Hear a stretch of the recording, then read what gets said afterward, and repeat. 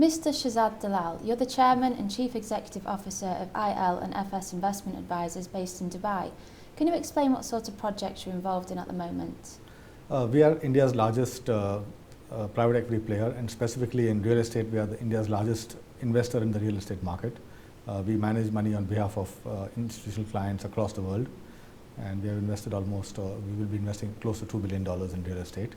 We look at projects across the board in all geographies in India, and our primary target is residential, but we are also active in the commercial, retail and the industrial space.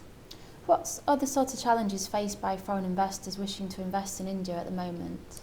I think there are 3 or 4 types of challenges that investors face, and I think they should be careful about how they do it. The market is very large in India. There's huge opportunity, but the first is regulatory. Foreign investors can only invest in development projects, which means that it's ground up development, which takes 3, 4, 5, 6 years to mature.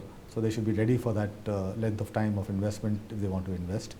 The second is they cannot take money out of India for 3 years. There's a lock-in prescribed by the government because these are development projects. They don't want them to be half funded and left open, so they have prescribed a lock-in. So they should be aware of these regulations. And then I think these are the overall global things. But the most important thing is that they must try and work with very good partners in India after doing very, very careful due diligence, or try and have their own presence on the ground. But if they try to be briefcase investors who fly in and fly out, then it will be a real challenge for them to make the right decisions and make money in the long term. Okay. We're hearing a lot about the growth in India at the moment, particularly in the retail sector. Is this growth sustainable, do you think? India has a very large middle class, and we are seeing that the growth, especially for real estate, is definitely there for a long time. When I started marketing our funds in 2005, and I used to have a slide which said there's a shortage of 22 million units in housing. And everybody said, okay, but if foreign investors will come in, then there'll be a lot of development, and this will quickly, over 4 or 5 years, this will come down.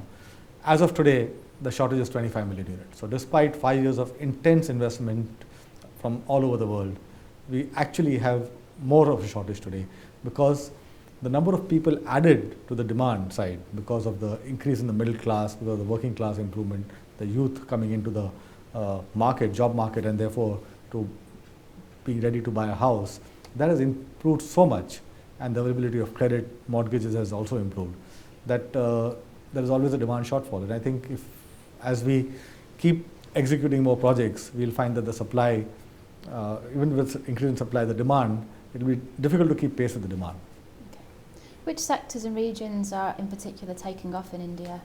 I think the best sector to invest in India will continue to remain the residential sector, because of the same reason I mentioned earlier, that a house is very, very important to any human being across the world, and to India it's probably even more so to Indians.